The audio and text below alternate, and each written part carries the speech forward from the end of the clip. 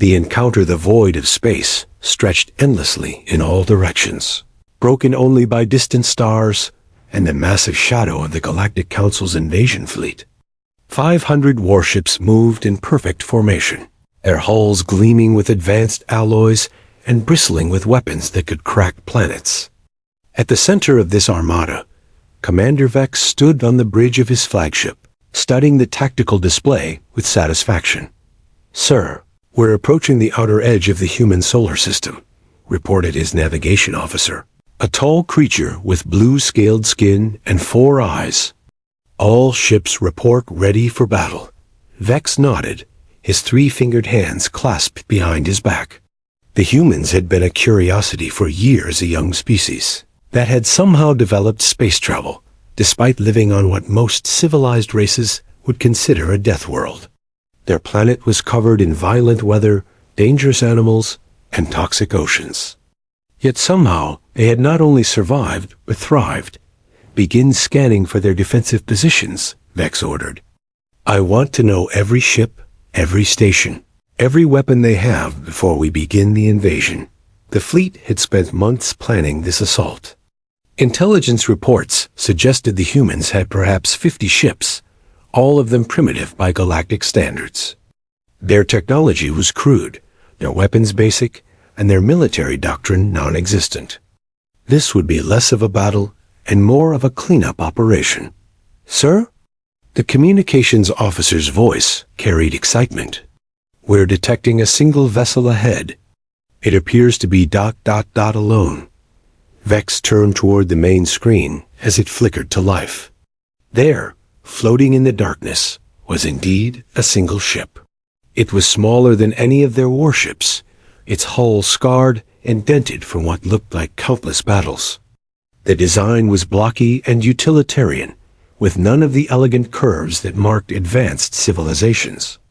If Vex had to guess, he would say it looked more like a cargo hauler than a military vessel. "That's their defense?" laughed his tactical officer. "One broken ship?" The bridge erupted in chuckles and amused comments. Several junior officers began taking bets on how quickly their smallest frigate could destroy the human vessel. Vex allowed himself a small smile. Perhaps this would be even easier than expected. "Sir, we're receiving a transmission from the human ship," announced the communications officer. "Put it through." The screen shimmered and revealed the interior of what was clearly a military bridge, though it looked ancient compared to their own technology. Control panels seemed to be made of simple metal and plastic, with flickering lights and basic displays. At the center sat a human in what appeared to be a uniform dark blue with simple insignia. Human looked to be middle-aged by their species standards, with gray hair and calm eyes that seemed to take in everything at once. When he spoke, his voice was steady and pleasant, like someone discussing the weather. "Greetings. I'm Captain Stone of the Earth vessel, Iron Wolf.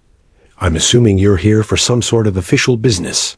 Given the size of your fleet," Vex straightened. "I am Commander Vex of the Galactic Council fleet. You will surrender immediately and prepare to be boarded. Your species is now under Council authority." Captain Stone nodded thoughtfully, as if considering a reasonable business proposal. "I see. Well, I'm afraid I'll have to decline that offer. Earth isn't interested in joining your council at this time." The bridge fell silent. Several officers looked at each other in confusion. Vex felt his jaw tighten. "Perhaps you misunderstood," Vex said slowly. "This is not a negotiation. You have 1 ship. We have 500. Surrender now, and your deaths will be quick." "Oh, I understand perfectly," Captain Stone replied, leaning back in his chair. His manner remained completely relaxed, almost friendly. "You've brought an invasion fleet to take over our planet. I'm politely declining your generous offer. You're insane," whispered the tactical officer. Captain Stone seemed to hear this and smiled. "Possibly. But I'm also serious about our position." His expression grew more formal. "Commander Vex, I'm going to give you one warning, and I suggest you take it seriously. Turn your fleet around and return to wherever you came from. This is the only warning you'll receive." Vex felt heat rise in his chest. The sheer arrogance of this primitive creature was incredible. "You dare threaten us? We could destroy your pathetic ship with our smallest weapon." "You could try," Captain Stone agreed pleasantly. "But I wouldn't recommend it." "Sir," the weapons officer called out, "all batteries are charged and ready to fire on your command." Vex looked at the human captain, who sat calmly waiting. There was something in the man's eyes, not fear, not desperation, but something that made Vex's skin crawl. It was the look of someone who knew something everyone else didn't. "Target their engines," Vex ordered. "Minimum power. I want them disabled, not destroyed. Yet." "Firing, sir." A thin beam of energy lanced out from the flagship's forward. Battery a weapon designed to disable small vessels without destroying them completely. It was the kind of shot used for capturing pirates or stopping smugglers. The beam struck the Iron Wolf directly on its engine section. Nothing happened. "Sir," the weapons officer said, his voice uncertain. The beam had no effect. Their shields absorbed the entire blast. Vex stared at the screen. Increase power. Full intensity. This time, a much larger beam erupted from their ship, followed by similar shots from a dozen other vessels in the fleet. The combined firepower was enough to melt through the hull of a battle cruiser. The beams converged on the Iron Wolf, creating a brilliant flash of light. When the light faded, the human ship hung in space exactly as before. There wasn't even a scorch mark on its hull. Captain Stone's voice came through the communication channel, still calm and friendly. "Well, gentlemen, you've had your turn. I suppose it's mine now." The Iron Wolf didn't appear to move, but suddenly every sensor on Vex's ship began screaming warnings. 3 of their escort frigates simply exploded, one after another, torn apart by weapons fire so precise and powerful that they never even saw it coming. "Sir?" the tactical officer shouted. "How did they—" "I told you," Captain Stone said quietly. "You should have taken the warning." The bridge fell into stunned silence as they stared at the impossible sight before them. One ancient human ship had just destroyed 3 of their vessels without even appearing to fire a shot. "Commander," Vex felt something he hadn't experienced in decades of warfare. Genuine fear. Escalation Commander Vex stared at the debris where 3 of his ships had been moments before. The twisted metal and frozen atmosphere crystals drifted slowly through space, the only evidence that his frigates had ever existed. His hands gripped the command rail so tightly his knuckles had turned white. "How?" he whispered. "Sir, I'm not detecting any weapon signatures from the human vessel," reported the sensor officer, his voice shaking. "Our systems show no energy discharge, no projectile launch, nothing. It's as if those ships just exploded." Captain Stone's image remained on the main screen, his expression unchanged. He looked like a teacher waiting for students to understand a simple lesson. "Commander, you seem surprised. Did you think we'd remain defenseless after reaching the stars?" "Impossible," Vex snarled. "Your technology's primitive. Our intelligence reports showed basic fusion drives, simple laser weapons, crude armor plating. You can't have weapons that can destroy our ships without us even seeing them fire." "Your intelligence was correct," Stone replied with a slight shrug. "That was our technology 20 years ago. We've made some improvements since then." The tactical officer leaned close to Vex's ear. "Sir, recommend we withdraw to safe distance and reassess the situation." "No," Vex snapped. "We have 500 ships. Even if their weapons are more advanced than we thought, they still have only one vessel. All ships, concentrate fire on that human ship. Maximum power."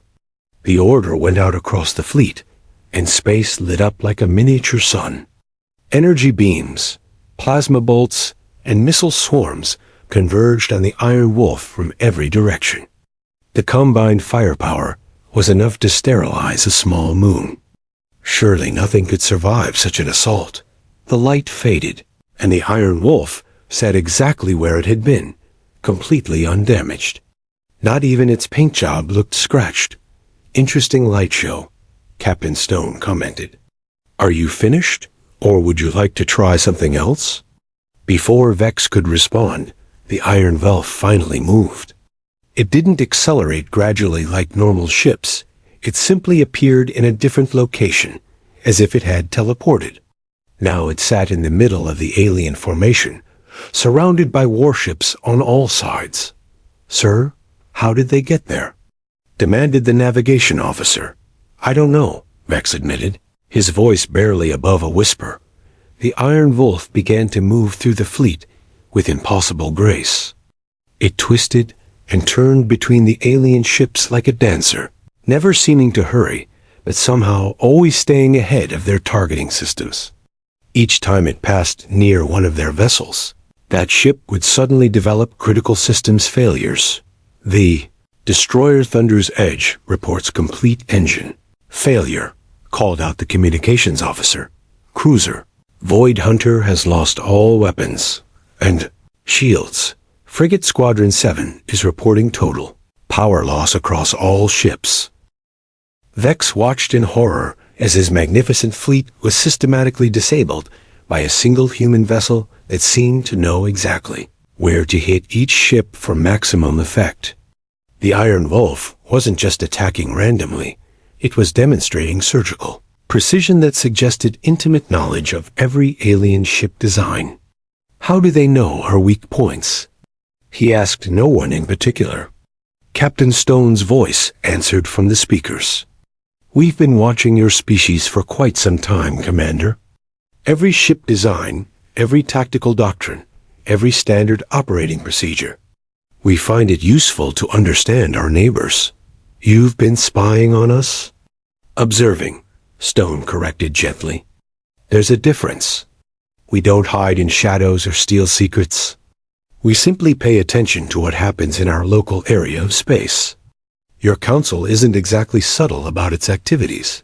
Another dozen alien ships reported critical failures as the Iron Wolf continued its deadly dance through their formation." Vex noticed that none of his ships were being destroyed now. They were being carefully disabled, left helpless but intact. "Why aren't you killing them?" Vex asked. "Because I don't need to," Stone replied. "And because every one of those crews has families waiting for them at home. We prefer not to create widows and orphans when we can avoid it." The casual mention of alien families sent a chill through the bridge crew. This human had studied them enough to understand their social structures, their emotional bonds, their civilian lives. The depth of human intelligence gathering was becoming terrifyingly clear. "Sir," the tactical officer whispered, "request permission to signal general retreat." "Not yet," Vex growled, though his confidence was crumbling. "All remaining ships form defensive formation Beta 7. Prepare for coordinated assault pattern." The Iron Wolf stopped moving and hung motionless in space, surrounded by the remaining functional alien warships. Captain Stone's expression grew more serious. "Commander, I need you to understand something important," he said. "This ship you're fighting? The Iron Wolf is 43 years old. By human standards, it's practically obsolete. I'm scheduled to retire next year, and they're planning to turn this vessel into a training ship for new recruits." Vex felt the blood drain from his face. "Furthermore," Stone continued, "I'm what humans would consider an average officer. I've never won any major battles, never received any special decorations, never commanded anything larger than a patrol cruiser. I'm the kind of captain they send to investigate minor shipping disputes and escort cargo convoys." The bridge fell completely silent except for the hum of life support systems. "Your intelligence reports were accurate about our technology 20 years ago," Stone said. "But they were also accurate about something else. We're a species that learns very quickly from our mistakes." "And Commander Vex?" Stone leaned forward in his chair, and for the first time, his expression showed something other than mild friendliness. It was the look of a predator that had been playing with its prey long enough. Underestimating us was a very big mistake. The Iron Wolf vanished from the center of the formation and reappeared directly in front of Vex's flagship, so close that its hull filled the entire view screen. Every weapon on the human ship was now pointed directly at the command bridge. "Now," Captain Stone said quietly, "would you like to discuss this situation like reasonable beings, or shall we continue with the military demonstrations?" The Hunt Commander Vex stared into the weapon ports of the Iron Wolf, each one large enough to swallow a fighter craft. The human ship hung motionless just meters from his bridge, close enough that he could see the battle scars on its ancient hull. Every instinct told him to order his crew to fire, but he knew it would be suicide. "I'm listening," he said quietly. Captain Stone smiled and leaned back in his chair. "Good. I appreciate a reasonable discussion." The Iron Wolf pulled back to a more comfortable distance. "However, I'm afraid some of your colleagues aren't quite as diplomatic as you are." On the tactical display, Vex could see several of his ship commanders breaking formation. 3 destroyers were attempting to flank the human vessel, while a heavy cruiser tried to ram it from behind. The remaining frigates had formed an attack wedge, hoping to overwhelm the Iron Wolf with coordinated fire. "Captain Davis to all ships," came a transmission from one of the destroyers. "This is our chance. All vessels, attack pattern Delta. Bring this thing down." Vex watched in horror as his subordinates ignored his authority and launched their desperate assault. Energy beams filled space as the alien ships opened fire from multiple angles simultaneously. Iron Wolf simply wasn't there anymore. "Behind you, Captain Davis," came Stone's calm voice over the communication channel. The destroyer Davis commanded exploded in a brilliant flash, its reactor containment failing catastrophically. Before the other ships could even turn around, 2 more vessels met the same fate. The Iron Wolf moved through their formation like a ghost, appearing and disappearing at will, each appearance marking another ship's destruction. "Stop!" Vex shouted into his communicator. "All ships, cease fire and withdraw." But panic had taken hold of his fleet. Ship after ship tried to escape or attack, and each attempt ended the same way. The Iron Wolf hunted them down with methodical precision, its impossible speed making mockery of their most advanced engines. "Sir," his sensor officer reported, voice barely above a whisper, "I'm tracking the human ship's movements. It's not using conventional propulsion. The energy signatures suggest some form of space-time manipulation." "Impossible," Vex muttered. "That technology is purely theoretical. Even our best scientists say it would require the energy output of an entire star." "Sir," incoming transmission from the human vessel. Captain Stone's image appeared on screen again, but now there was something different about him. The friendly demeanor was still there, but underneath it was something harder, more dangerous. "Commander, I thought you might be interested in a little history lesson while we're getting acquainted," Stone said conversationally. "You see, humans have always been storytellers. We love tales about the underdog, about small forces defeating overwhelming odds through clever tactics and superior preparation."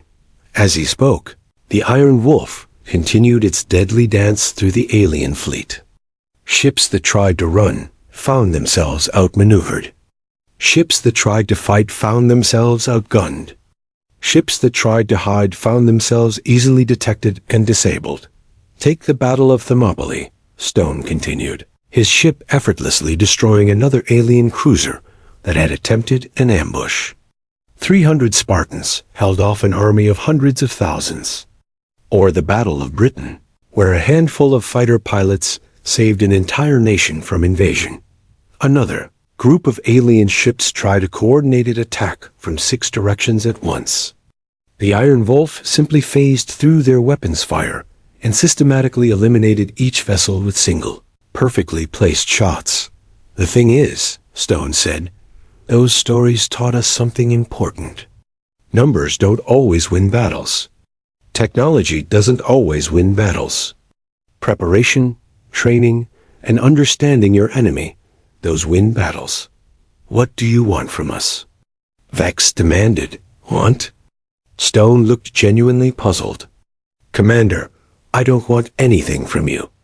You came here, remember? You brought 500 ships to invade our home. I'm simply explaining why that was a poor decision. The tactical display showed fewer than 200 alien ships remaining, and those were scattered across the solar system in full retreat. The Iron Wolf wasn't even breathing hard. Its energy readings remained steady, its systems operating at what appeared to be minimal capacity. This isn't possible, Vex's tactical officer said. One ship can't defeat an entire fleet. Stone overheard and chuckled. You're absolutely right. One ship can't defeat an entire fleet. His expression grew more serious. Unless that one ship was built by humans. Strange music began broadcasting from the Iron Wolf complex harmonies that somehow managed to be both beautiful and ominous. The alien crews found themselves unnerved by the haunting melodies that seemed to speak directly to their deepest fears. Johann Sebastian Bach, Stone explained. Toccata and fugue in D minor. We find that proper atmosphere helps focus the mind during difficult conversations. You're insane, Vex whispered. Perhaps. But we're also very, very good at what we do. Stone's image leaned forward. Commander, let me share another piece of human wisdom with you. When you're in a hole, the first rule is to stop digging. More alien ships were trying desperate tactics, now ramming attacks, overloading their reactors to create makeshift bombs, even attempting to use their own vessels as shields for others. None of it worked. The Iron Wolf anticipated every move, countered every strategy, and responded to each attack with overwhelming precision. How do you know what we're going to do before we do it? Vex asked in desperation. Simple psychology, Stone replied. Humans have been fighting each other for thousands of years. We've tried every possible tactic, strategy, and desperate measure you can imagine. When you've studied warfare as long as we have, most battles become quite predictable. The Iron Wolf paused its systematic destruction of the fleet and hung motionless in space. Captain Stone's expression became almost sympathetic. Asterisk. Commander Vex, I'm going to make you an offer. Any ship in your fleet that immediately jumps to hyperspace and returns home will be allowed to leave unharmed. They have 60 seconds to decide. The effect was immediate.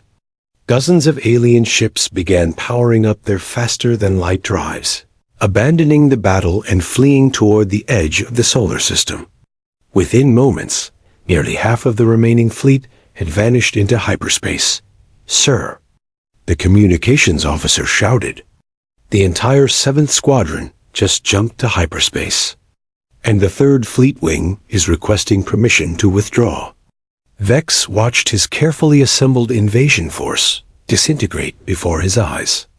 The ships that remained were either too damaged to jump or commanded by officers too proud or too terrified to run. You see, Captain Stone said gently, the thing about humans is that we understand fear.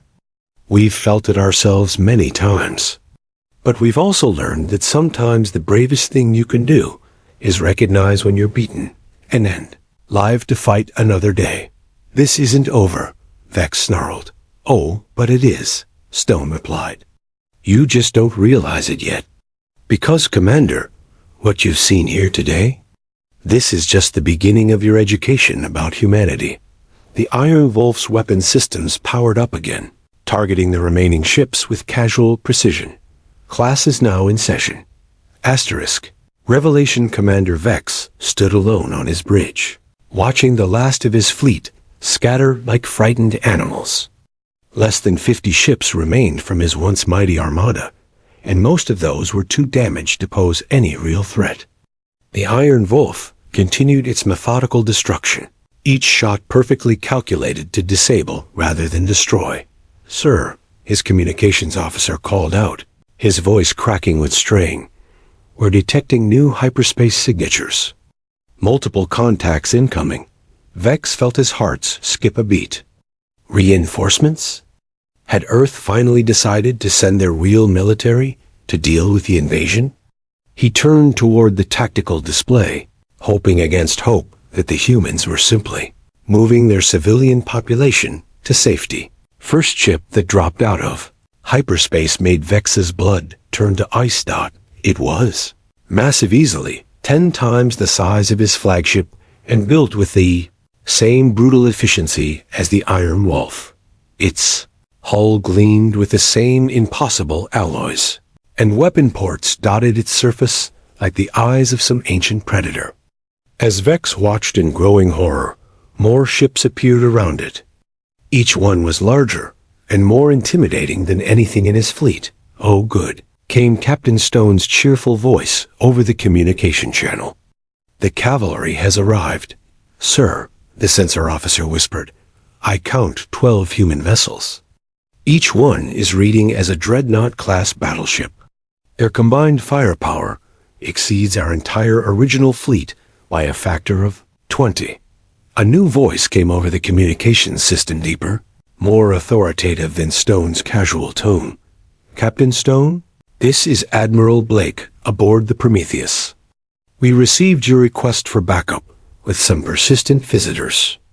Everything under control?" "More or less, Admiral," Stone replied with what sounded like amusement. "Just having an educational discussion with Commander Vex here about galactic politics. Though I think our guests might be ready to wrap up the lesson soon." Vex stared at the overwhelming display of human firepower and felt something break inside his mind. This wasn't a military response. It was a casual favor between colleagues. The Iron Wolf hadn't been fighting for its life. It had been conducting a training exercise. "Commander," Stone's voice brought him back to reality, "I think it's time we had a more serious conversation about your species and mine." The main screen divided to show both Captain Stone and the new arrival Admiral Blake, a human woman with gray hair and eyes that seemed to see straight through him.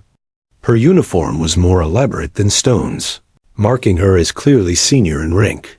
"Commander Vex," Blake said formally, "I am Admiral Sarah Blake, commanding officer of the Earth Defense Fleet's 3rd Battle Group.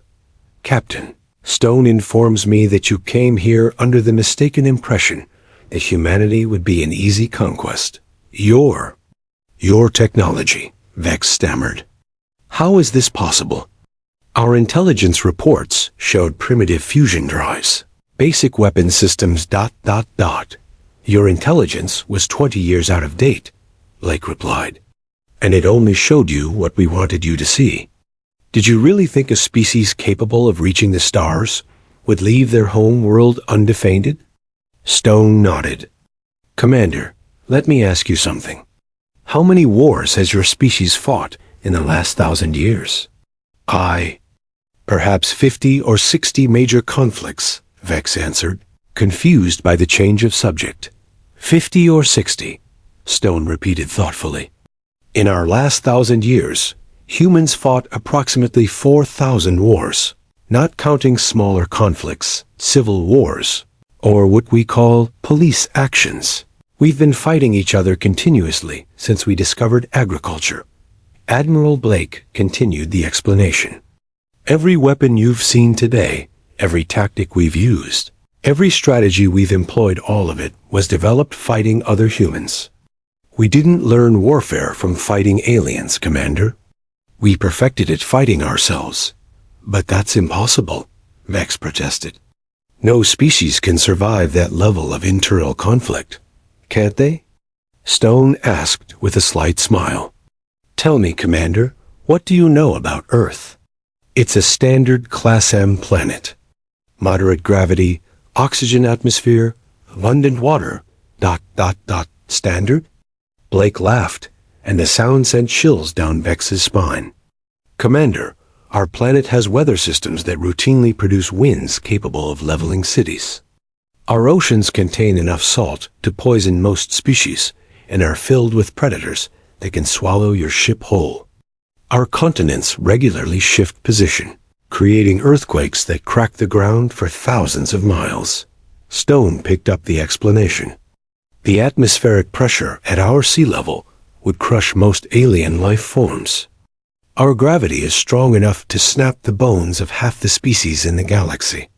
And our sun bombards us with radiation that would sterilize most worlds.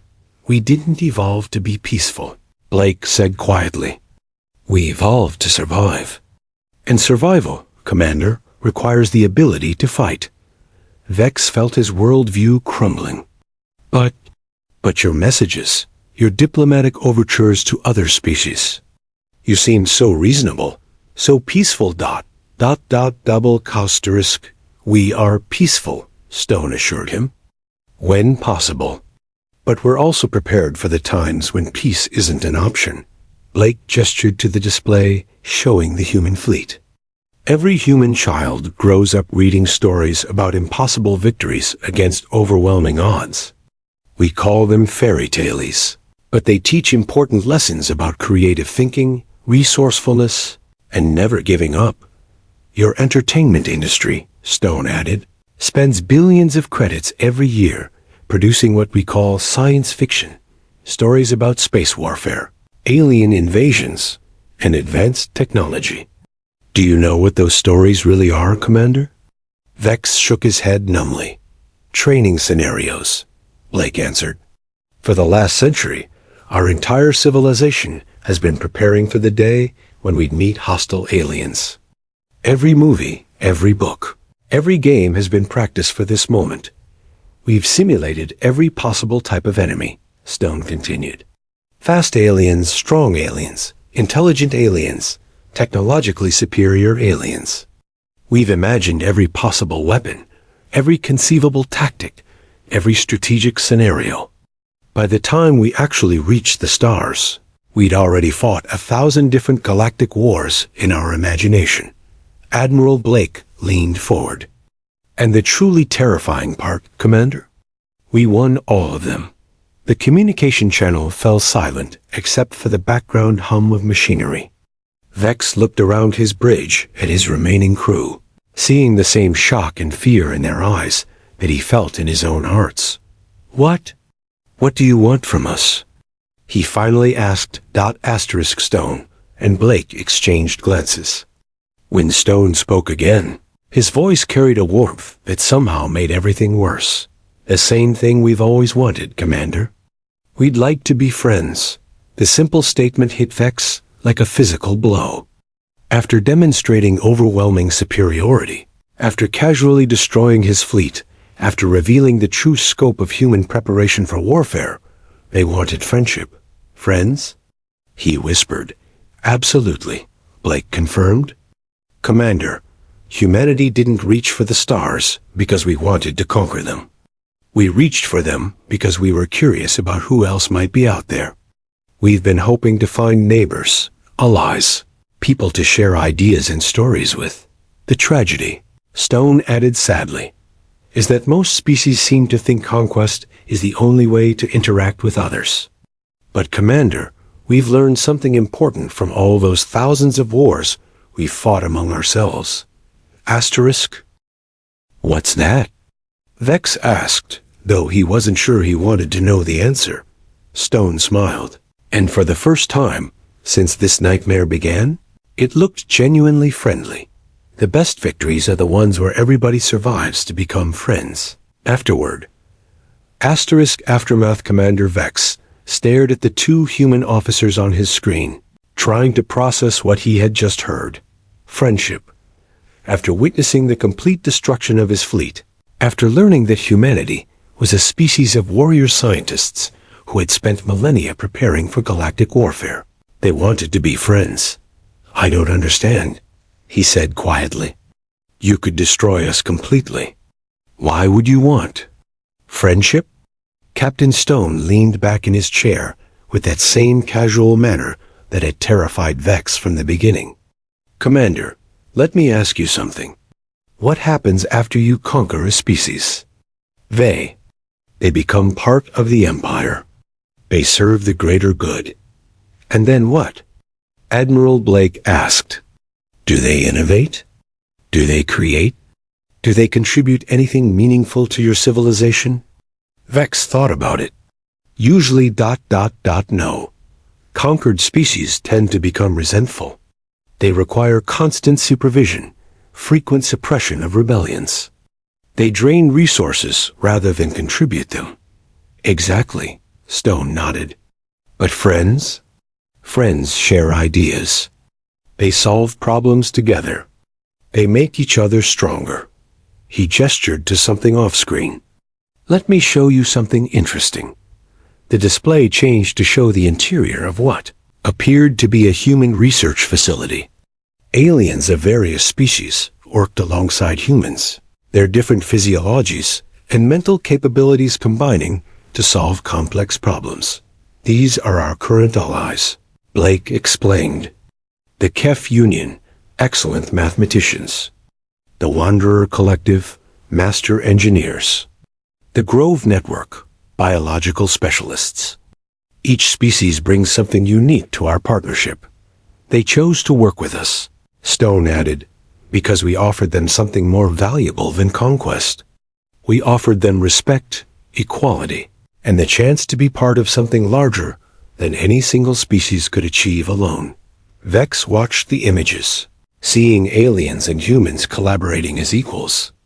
It was unlike anything in his experience with the Galactic Council, where stronger species dominated weaker ones in a rigid hierarchy. Sir? His communications officer interrupted. We're receiving surrender requests from the remaining ships in the fleet. They're asking for permission to surrender to the humans rather than return home. This shouldn't have surprised Vex, but it did. His own officers were abandoning not just the mission, but their entire civilization. Why? He asked. One of his ship commanders appeared on screen, Captain Nix of the cruiser Dark Star. Sir, with respect, what do we have to go home to? We'll be court-martialed for this defeat. Our careers are over, our families will be disgraced. But these humans ... double quotes. He paused, looking uncertain. They're offering us a choice. Admiral Blake addressed the alien captain directly. Captain Nix, we're not asking you to betray your people or abandon your loyalty. We're simply offering you the opportunity to learn about a different way of doing things. If you decide you don't like it, you're free to leave at any time. No strings attached? Nix asked suspiciously. None, Stone confirmed. Though I should warn you, once you've experienced true partnership instead of dominance hierarchies, you might find it difficult to go back to the old ways. More alien ships were broadcasting similar requests. Vex realized that his fleet wasn't just defeated, it was dissolving as individual crews made their own choices about their futures. Commander, Blake said gently, what about you? What will you tell your superiors when you return home? Vex looked around his bridge at the few remaining crew members who hadn't abandoned ship. They were looking at him with a mixture of fear, hope, and desperate uncertainty. I'll tell them the truth, he said finally, that we encountered a species unlike anything we imagined, that our assumptions about primitive humans were catastrophically wrong, that we found a civilization that could destroy us easily but chose not to. And what do you think they'll do with that information? Stone asked. Vex was quiet for a long moment. Some will refuse to believe it. They'll assume I'm lying or broken by defeat. Others will panic and prepare for invasion. A few might ... double quotes. He paused.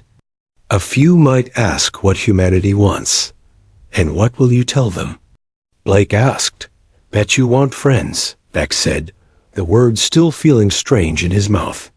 That you're willing to share knowledge and technology with species that approach you peacefully. And that attacking you is the stupidest mistake any civilization could make. Stone smiled. That's a good start. But Commander, there's something else you should understand about humans. What's that? We don't hold grudges against people who learn from their mistakes, Blake explained. Your fleet came here to conquer Earth. Instead, you've received a demonstration of why that was impossible and an offer of partnership. From our perspective, this is a successful first contact. Successful? Vex couldn't hide his disbelief. You destroyed most of my fleet. We disabled most of your fleet, Stone corrected. Very few ships were actually destroyed, and those only because their crews chose to fight to the death rather than surrender. The majority of your personnel are alive and unharmed. Blake nodded. Commander, in human military doctrine, the best victory is one where the enemy realizes they've lost before anyone has to die. Today's demonstration wasn't about destroying your fleet. It was about showing you that continued fighting would be pointless. You could have simply annihilated us from the beginning. Vex realized. Of course, Stone agreed. But then you wouldn't have learned anything, and we wouldn't have had the chance to meet properly. Where's the benefit in that? The communications officer spoke up again. Sir, we're receiving a message from the Galactic Council headquarters. They're demanding a full report on our status.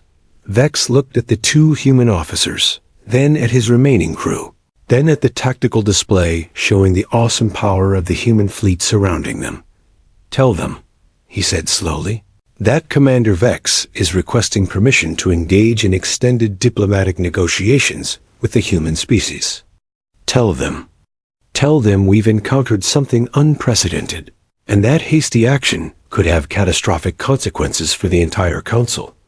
Are you buying us time? Blake asked. I'm buying the galaxy time, Vex replied. Time to understand what you represent. Time to choose between the old ways of conquest and domination, or ... He gestured toward the screen, showing humans and aliens working together. Or whatever this is. Stone leaned forward. Commander, would you be interested in seeing Earth? Meeting some of our people? Learning about our history and culture? Not as a prisoner, but as a guest? You would trust me with that knowledge? Why not? Blake asked. Knowledge is only dangerous when it's hoarded. When it's shared freely, it becomes wisdom. Vex made a decision that would have seemed impossible an hour ago. Yes, I would like to learn about humanity. My remaining crew as well, if they're willing. Excellent, Stone said, his genuine pleasure obvious. Fair warning, though. You might find Earth a bit overwhelming at first. We humans can be quite enthusiastic about sharing our culture. After today, Vex said with something that might have been the beginning of a smile, I think I can handle a little enthusiasm. Admiral Blake stood and saluted formally. Then welcome to the neighborhood, Commander. We're looking forward to being friends. As the Iron Wolf moved to escort the remaining alien ships toward Earth, Vex reflected on the strangest battle of his career. He had come to conquer a primitive species, and instead found masters of warfare who preferred peace. He had brought overwhelming force and met overwhelming response. Most importantly, he had expected to find enemies, and instead found something far more dangerous, the possibility of allies. The message he would eventually send to the Galactic Council would be simple. Do not fight the humans. You will lose.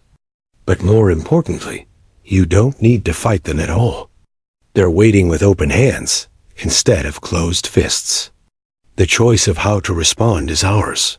In the depths of space, the story would spread from ship to ship, world to world, species to species. The humans are not like us.